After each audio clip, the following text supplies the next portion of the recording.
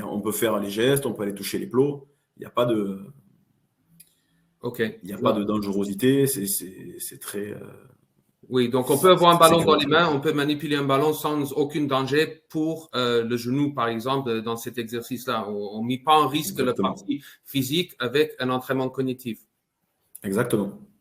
OK. Et bon, là, on voit avec un ballon de hand. On va passer sur la prochaine vidéo. Donc, c'est toujours dans la même catégorie qui est le genou. Donc, on voit avec un ballon différent. C'est un ballon de rugby, donc cette fois-ci.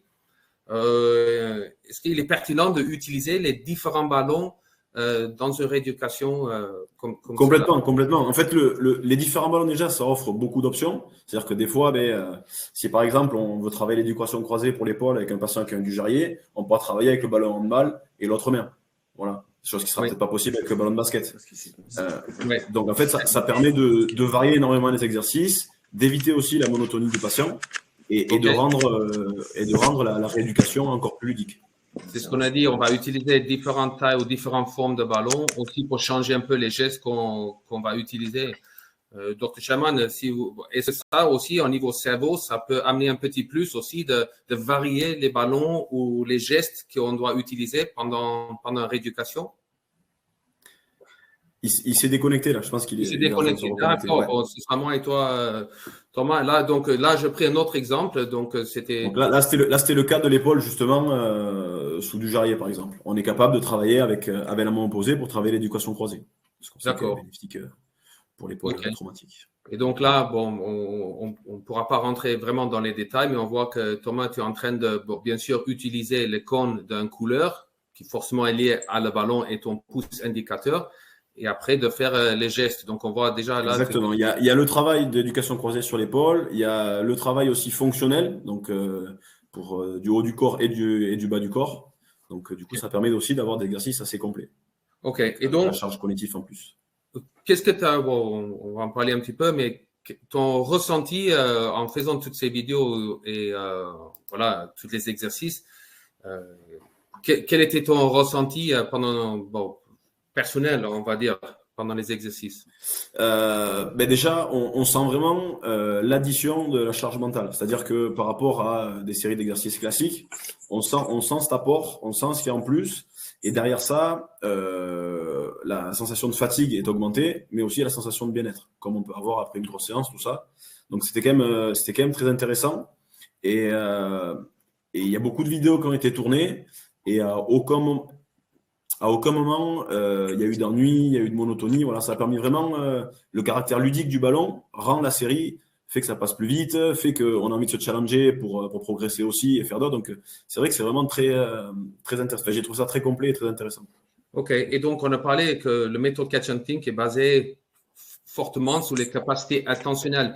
Est-ce que quand tu faisais les exercices, tu avais ressenti ton attention, pas forcément différemment, mais en imaginant que tu avais une blessure, est-ce que ces exercices avec les ballons, les couleurs et les cônes pouvaient laisser beaucoup de place pour toi de réfléchir à ton blessure, ou est-ce que ton attention était portée ailleurs, bien sûr, pour du coup, mon attention, bon là, j'étais pas blessé, mais même par rapport à l'exercice que j'étais en train de réaliser, elle se portait que sur le ballon, quasiment. Enfin, bon, sur l'exercice un petit peu, mais c'est vrai que donc ça permet donc pour quelqu'un qui sera blessé d'oublier pendant un petit moment qu'il est blessé, qu'il peut avoir mal, enfin voilà. Et parce qu'on se concentre sur le ballon et ce côté ludique du travail. Oui, donc, OK, peut-être, Dr. Shaman, vous pouvez nous aider à ce niveau-là, c'est-à-dire que quand quelque chose occupe trop notre esprit ou notre cerveau, comme une blessure, on ne peut pas penser à autre chose. Et inversement, si on est concentré sur le ballon et l'environnement extérieur, que pendant qu'on est en forme et en temps de compétition, on va dire, notre attention, elle est souvent portée sur un adversaire, le ballon, un but, etc. Donc, est-ce que ça résonne chez vous en disant que notre cerveau, ce qu'on a dedans, une blessure, il faut peut-être aussi, ça aide à penser à autre chose pendant une blessure qui occupe toutes nos pensées. Ouais, c'est pertinent. Je n'avais pas pensé à ça, mais ça me paraît être une très bonne idée parce que je pense que l'aspect ludique, il est hyper important. Parce que c'est vrai que quand on voit comment, enfin, j'imagine, hein, avoir un croisé, ça m'est arrivé, et être obligé de faire des exercices de proprioception. Il y a des exercices qui sont hyper rébarbatifs, très répétitifs. Moi, je fais partie des gens qui, de toute façon, ont toujours préféré jouer au ballon, qui détestaient faire la musculation. J'en ai quasiment jamais fait. Les footings, c'était l'horreur pour moi. J'avais besoin de m'amuser avec un ballon. Enfin, il y a vraiment cette notion ludique, quoi, qui est fondamentale. Et si en plus de ça, pourquoi pas, j'avais pas imaginé, mais c'est vrai que ça pourrait être intéressant, c'est de dire que en cas de blessure, il y a l'aspect psychologique, la déception, et que là, au moins, l'aspect ludique peut permettre de penser à autre chose, d'empêcher les idées obsédantes, le ressassement, ouais, les ruminations. Pourquoi pas? Ouais. Je ne sais pas s'il y a des études qui ont été faites là-dessus, mais c'est vrai qu'on pourrait se dire que ça peut diminuer cet aspect-là. Ouais. Ce serait intéressant de l'étudier. Ouais. Bon, on a appris, mais peut-être vous aussi, vous pouvez nous confirmer ou pas, c'est que quand on active une attention sélective ou soutenue, la partie de notre cerveau qui génère du stress ou de l'anxiété est inhibée. Est-ce que ça, on peut considérer que c'est quelque chose, donc du coup, si on active nos différentes formes d'attention, on inhibe la partie du cerveau qui nous fait inquiéter sur les blessures, le retour au jeu, etc. Donc, c'est vrai. Ça, c'est une très bonne idée. Ouais, c'est vrai. Okay. Donc, OK, mais ça, c'est très bien. Et Thomas, peut-être aussi, pour ceux qui nous écoutent, est-ce que, parce que c'est la partie, la facilité d'implanter aussi bien, on a vu avec l'équipement, mais est-ce que pour toi, c'était compliqué tout au début, quand tu as reçu les ballons et les plots, c'était compliqué d'assimiler aussi bien les gestes ou les couleurs ou les différents niveaux dans la progression des différents niveaux qu'on propose dans la méthode, d'apprendre ça? Est-ce que ça t'a pris longtemps d'apprendre ou être capable de faire les différents niveaux et les exercices? Non, ça s'est fait très naturellement. En fait, c'est très intuitif. Il y a 4 couleurs, 4 gestes. Et du coup, même juste en faisant quelques échanges avec la personne, il y a de suite, tout est compris de suite, quoi. Donc, il n'y a pas de difficulté. D'accord, oui, c'est ce que je voulais revenir aussi, peut-être Dr. Sherman, sur tout ce qui concerne la partie commotion. Des joueurs ou des athlètes qui découvrent ça pour la première fois, c'est pas quelque chose de compliqué qui va les amener à faire 3, 4, 5 entraînements avant qu'ils puissent comprendre à passer des niveaux. Donc, c'est pas, on peut le prendre en compte, mais très rapidement, on peut. Bien sûr. De toute façon, il y a un travail par étapes. À partir du moment où il y a un travail par étapes, on commence par des étapes simples. Ouais. Comme ça, sur le plan psychologique, on n'est pas dans une situation où c'est compliqué et on a du mal à se concentrer du fait de la commotion. En fait, des choses assez monotâches lors de la première étape, donc c'est assez simple. On ne fait pas beaucoup de physique. Et puis petit à petit, on va aller dans des tâches de plus en plus complexes. Si le cerveau l'accepte, quoi. D'accord. Et ce qui sera intéressant de voir, c'est justement si aussi le fait de faire. On sait maintenant que faire un repos strict, c'est pas bon pour les commotionnés. Il faut faire quand même un peu d'exercice. C'est que même quand on a mal à la tête, il faut faire l'exercice extrêmement léger.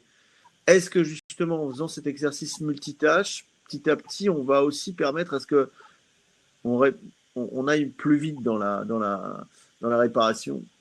Ça nécessite de voir. Je pense que quand on voit, par exemple, chez des hémiplégiques et qu'on fait des exercices de travail en miroir devant des glaces, par exemple, qu'avec le cerveau, on améliore aussi la réparation neuronale. Donc, je pense qu'il y a des éléments intéressants pour imaginer que faire un exercice physique plus un exercice cognitif, ça peut probablement faire une certaine synergie sur la réparation. Mais encore une fois, c'est une hypothèse. Hein. Oui. J'aurais envie de dire que c'est intéressant et que ça doit se faire, mais j'en ai pas la certitude. Mais ça me paraît tout à fait plausible, quoi. D'accord. OK. Bon, pour moi, j'arrive un petit peu à la fin des questions ou des choses sur lesquelles je voulais vous poser des questions et partager, surtout aussi pour ceux qui nous écoutent. Est-ce que vous avez une dernière chose à rajouter, aussi bien Dr. Sherman, sur peut-être les commotions et l'intégration de Catch and Think, pour vous en premier, peut-être? Non, moi j'ai envie de dire que je pense qu'on a dit tout ce qu'on en voulait, hein, vraiment, tout ce qu'il fallait dire. J'ai pas de choses à raconter, à dire de plus. Non, vraiment. Non, c'est très bien. C'était très clair sur les explications sur l'impact du cerveau, la partie cognitive. Ça, c'était vraiment super. Thomas, est-ce que pour toi, sur tout ce qui est rééducation ou sous les blessures de longue durée. Il y a peut-être quelque chose que je manquais ou que je n'ai pas posé comme Non, question. non, c'était très complet et voilà, je trouve que c'est un super outil qui doit être ajouté à tout ce qui existe déjà. OK. Et je rajoute juste encore une fois, aussi bien pour tout ce qui est rééducation simultanée, la méthode Catch and Think, à partir du moment où on a compris ce que c'est un entraînement cognitif, donc même si vous n'utilisez pas forcément les ballons, mais si vous liez un stimuli, aussi bien une lumière, par exemple, ou une couleur, en action, c'est là vraiment où on peut voir ce processus qui va faire actionner notre cerveau à analyser et décider. Ça, c'est le vrai intérêt pour l'entraînement cognitif. Et à partir du moment où on a compris ça, comme tu as dit tout à l'heure, justement, Thomas, on peut l'appliquer à n'importe quel protocole de physique ou même n'importe quelle situation de jeu, etc. Donc, c'est bien parce que cet outil est quand même assez facile à utiliser dans n'importe quelle situation. Donc, ça, c'est bien. Je voulais finir avec ça. Donc, je ne sais pas si on a une ou deux questions des gens qui nous écoutaient. Je vous remercie encore de venir sur le premier webinaire de Catch and Think. J'étais très content. On va voir si quelqu'un avait posé une question ou pas. Peut-être pas. Donc, ça veut dire peut-être aussi qu'on était bien clair dans toutes nos explications. De toute façon, peut-être on peut clôturer. Je voulais remercier Dr. Sherman pour votre temps et de vos explications. Thomas, pareil, nous, on sera amené à se voir souvent parce que tu fais maintenant partie de l'équipe Catch and Think. Pour ceux qui étaient là, merci d'avoir suivi cette webinaire. Vous serez bien sûr en contact avec nous parce que vous avez inscrit sur le webinaire. Et pour d'autres qui ne sont pas avec nous, j'espère que les échanges entre nous trois, c'était utile et clair. Je suis sûr et certain. Donc, merci pour votre soutien, docteur et Thomas. Je vous dis à bientôt et voilà. Merci beaucoup. Bonne journée. Au revoir. Merci à tous. Soirée. Au revoir.